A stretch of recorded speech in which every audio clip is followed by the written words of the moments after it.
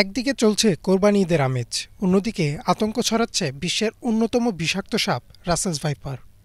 যে সাপের কামড়ে মৃত্যু অনেকটা নিশ্চিত। কিন্তু কেন এত ভয়াবহ এই সাপ? কি এমন আছে এর বিষে? সম্প্রতি দেশের বেশ কিছু অঞ্চলে আতঙ্ক ছড়াচ্ছে রাসেলস ভাইপার। শুধু তাই না, ঢাকার খুব কাছাকাছি চলে এসেছে এই সাপ। অন্য সাপ যেখানে মানুষ দেখলে পালিয়ে যায়, রাসেলস ভাইপার মানুষ দেখলে তেড়ে এসে কামড়ায়। হিংস্রতার দিক থেকে বিশ্বের সবচেয়ে উপরে রয়েছে রাসেলস ভাইপার। বিশ্বের যে কয়টি বিষধর সাপ রয়েছে তার মধ্যে এটি অন্যতম। এই সাপকে বাংলাদেশের মানুষ চন্দ্রবোরা সাপ নামেও চিনে। ইতোমধ্যেই এর কামড়ে দেশের বিভিন্ন জায়গায় বেশ কিছু প্রাণহানির খবরও পাওয়া গেছে। ভাইপার গোত্রের এই সাপের বিচরণ আমাদের এই ভারতীয় উপমহাদেশেই।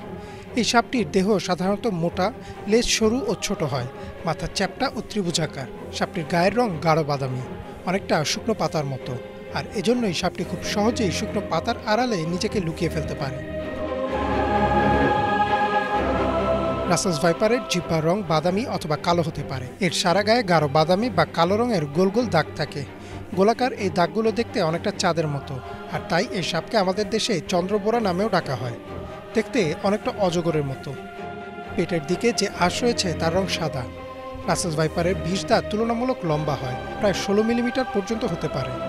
এই বিষ দাঁত পৃথিবীর সব সাপের মধ্যে দ্বিতীয় সর্বোচ্চ বিষ দাঁত। সাধারণত সব সাপেরই একটা বৈশিষ্ট্য থাকে, তা হচ্ছে এরা মানুষকে এড়িয়ে চলে। কিন্তু রাসেলস ভাইপারের ক্ষেত্রে বিষয়টা একেবারেই উল্টো। এরা মানুষ দেখলে আরও আক্রমণাত্মক হয়ে ওঠে।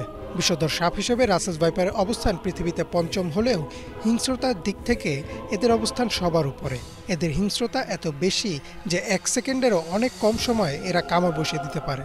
এরা প্রচণ্ড জোরে হিস হিস শব্দও করতে পারে। রাসেলস ভাইপারের আচার আচরণ অন্য সাপের তুলনায় একেবারে উল্টো। এরা সাধারণত দিনের বেলা সক্রিয় থাকে এবং এ সময় বেশি মানুষকে আক্রমণ করে।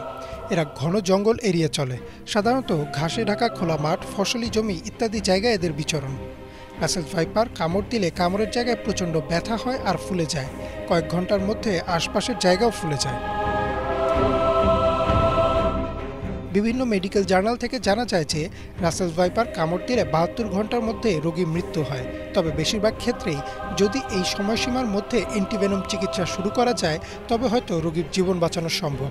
বিশ্ব স্বাস্থ্য সংস্থার প্রতিবেদন অনুযায়ী আমাদের দেশে বছরে অন্তত 5,80,000 মানুষকে সাপে কামড়ায়, যার মধ্যে অন্তত 6,000 মানুষ মৃত্যুবরণ করেন। আর গত কয়েক মাসে দেশের বিভিন্ন অঞ্চলে, এমনকি ঢাকার আশপাশেও দেখা গেছে রাসেলস ভাইপার। এদের কামড়ে ইতোমধ্যেই বেশ কিছু মানুষের মৃত্যুও হয়েছে। ইমরান মাহমুদ, বাংলা ভিশন।